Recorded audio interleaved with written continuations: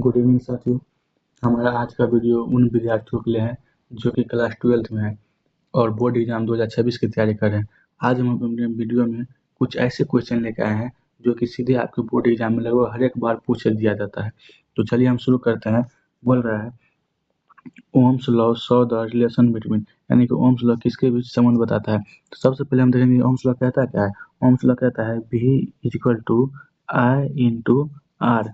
तो देख रहे हैं कि ऑप्शन बी क्वेश्चन से ऑप्शन बी के बी से मैच कर रहा है। तो इसका सही आंसर क्या हो जाएगा? ऑप्शन बी वोल्टेज और करंट क्या हो जाएगा आपका? सही आंसर हो जाएगा। विभवांतर धारा क्या होगा आपका? सही आंसर हो जाएगा। नेक्स्ट क्वेश्चन है ऐसा unit of electric current. Electric current का ऐसा यूनिट क्या होता है? इसका सही आंसर क्या हो जाएगा? ऑप्शन सी। ऑप्शन सी क्या हो जाएगा आपका? सही आंसर हो जाएगा। एक मिनट, ऑप्शन सी क्या हो जाएगा आपका? सही आंसर। एम्पियर क्या होगा? सही आंसर होगा। नेक्स्ट क्वेश्चन है ऐसा यूनिट ऑफ रेजिस्टिविटी।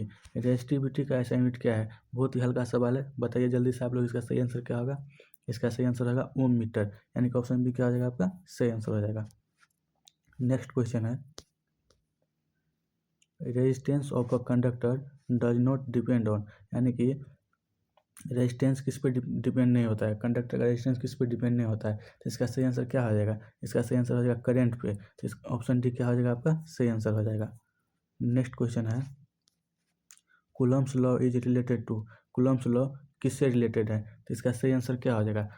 इसका सही आंसर हो जाएगा ऑप्शन बी, यानी कि चार्ज क्या हो जाएगा आपका? सही आंसर हो जाएगा। नेक्स्ट क्वेश्चन है ऐसा unit of electric field. Electric field का ऐसा यूनिट क्या होता है? तो हम सबसे पहले देखेंगे इलेक्ट्रिक फील्ड का फॉर्मूला क्या होता है। इलेक्ट्रिक फील्ड होता है electric field equal to force upon charge. तो फोर्स का क्या होता है? फोर्स का क्या होता है? फोर्स का होता है न्यूटन, और चार्ज क्या होता है? कूलम। तो न्यूटन पर कूलम क्या आ जाएगा? इसका सही आंसर हो जाएगा। इस कहाँ दिया है? एक मिनट, हाँ, न्यूटन पर कूलम। ऑप्शन सी क्या हो जाएगा आपका? सही आंसर हो जाएगा। चलिए नेक्स्ट क्वेश्चन है ऐसा यूनिट ऑफ इलेक्ट्रिक पोटेंशियल। बोला इलेक्ट्रिक पोटेंशियल का ऐसा यूनिट क्या होता है? इसका सही आंसर क्या हो जाएगा? जल्दी से बताइए आप लोग। तो इसका सही आंसर हो जाएगा वोल्ट, यानी कि ऑप्शन बी क्या हो जाएगा आपका? सही आंसर हो जाएगा।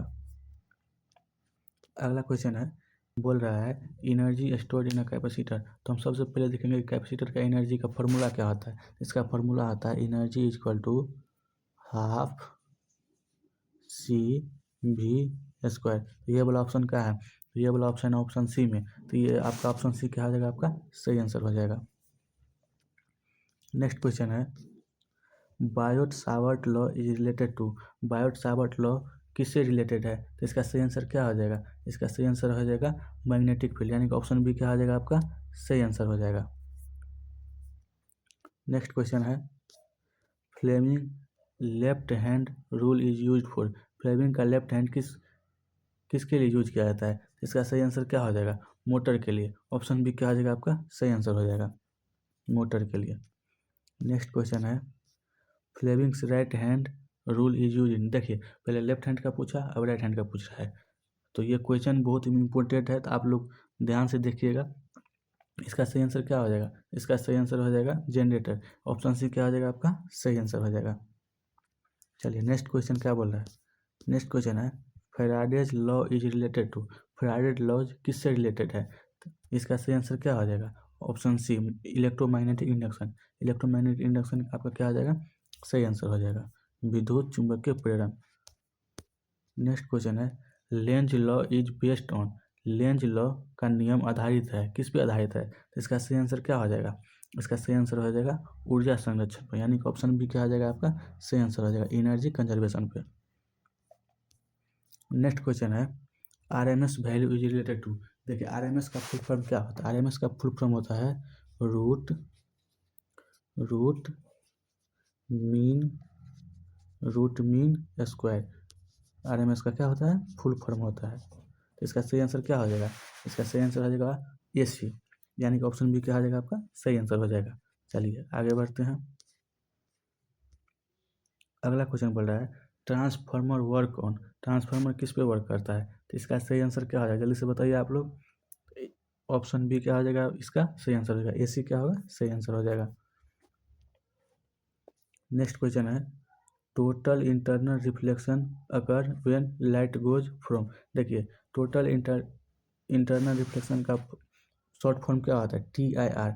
क्या होता है? TIR। इसका क्या होता है? Short form total internal reflection. तो इसका सही आंसर क्या होगा? डेंसर टू रेयर, यानी कि ऑप्शन बी क्या हो जाएगा आपका? सही आंसर हो जाएगा, सघन से विरल में। चलिए नेक्स्ट क्वेश्चन कह रहा है मैग्निफिकेशन ऑफ कॉन्वेक्स लेंस। एक minute, magnification of convex lens, तो इसका सही आंसर क्या हो जाएगा बताइए आप लोग? इसका सही आंसर हो जाएगा V/U, यानी कि ऑप्शन क्या हो जाएगा आपका? सही आंसर हो जाएगा। चलिए नेक्स्ट क्वेश्चन है mirror formula is. Mirror formula बहुत ही आसान सवाल है और आप लोग को पता ही होगा। तो चलिए ये क्वेश्चन आप लोगों के लिए, आप लोग कमेंट में बताइएगा कि इसका सही आंसर क्या होगा। चलिए आगे बढ़ते हैं। नेक्स्ट क्वेश्चन है Young's double slit experiment proves. इसका सही आंसर क्या हो जाएगा? इसका सही आंसर हो जाएगा वेव नेचर, यानी कि ऑप्शन बी क्या हो जाएगा आपका? सही आंसर हो जाएगा। एक मिनट, तरंग प्रकृति आपका क्या होगा? सही आंसर हो जाएगा। नेक्स्ट क्वेश्चन है डिफ्रैक्शन इज प्रोमिनेंट व्हेन। तो इसका सही आंसर क्या हो जाएगा? इसका ऑप्शन है slit is large, slit is small, distance is large, distance is zero. इसका सही आंसर क्या हो जाएगा? इसका स्लिट इज स्मॉल, यानी कि ऑप्शन बी क्या हो जाएगा आपका? सही आंसर होगा छिद्र छोटा हो, छिद्र छोटा हो। नेक्स्ट क्वेश्चन है photo electric effect does not depend on. Photo electric effect किस पे डिपेंड नहीं करता है? इसका सही आंसर क्या हो जाएगा? इसका सही आंसर हो जाएगा टेम्परेचर, यानी कि ऑप्शन डी क्या हो जाएगा आपका? सही आंसर हो जाएगा। ताप क्या हो जाएगा आपका? सही आंसर हो जाएगा। चलिए नेक्स्ट क्वेश्चन है photo electric equation was given by. Photo electric equation किसने दिया था? तो इसका सही आंसर क्या हो जाएगा? इसका सही आंसर हो जाएगा आइंस्टीन, यानी कि ऑप्शन सी क्या हो जाएगा आपका? सही आंसर हो जाएगा आइंस्टीन। आइंस्टीन आपका सही आंसर हो जाएगा। नेक्स्ट क्वेश्चन है mass defect is related to. Mass defect is related to, mass defect किससे रिलेटेड है? तो इसका सही आंसर क्या हो जाएगा? न्यूक्लियस, यानी कि ऑप्शन बी क्या हो जाएगा आपका? सही आंसर हो जाएगा नाभिक से। चलिए नेक्स्ट क्वेश्चन है nuclear fusion occurs in. Nuclear fusion किस में अकर्स होता है? तो इसका सही आंसर क्या हो जाएगा? इसका सही आंसर हो जाएगा सन। तो ऑप्शन सी क्या हो जाएगा आपका? सही आंसर हो जाएगा सूर्य में। चलिए नेक्स्ट क्वेश्चन है example of a semi conductor. Semi conductor example बोलने के लिए बोल रहा है, ये तो बहुत ही हल्का सवाल है। चलिए इसका सही आंसर क्या हो जाएगा? सबका सही आंसर हो जाएगा। चलिए नेक्स्ट क्वेश्चन है function of a diode is. Function of a diode, diode का कार्य है, डायोड का क्या कार्य है? तो इसका सही आंसर क्या हो जाएगा? इसका सही आंसर हो जाएगा to allow current in one direction, यानी कि एक दिशा में धारा प्रवाहित करना। तो ऑप्शन सी क्या हो जाएगा आपका? सही आंसर हो जाएगा।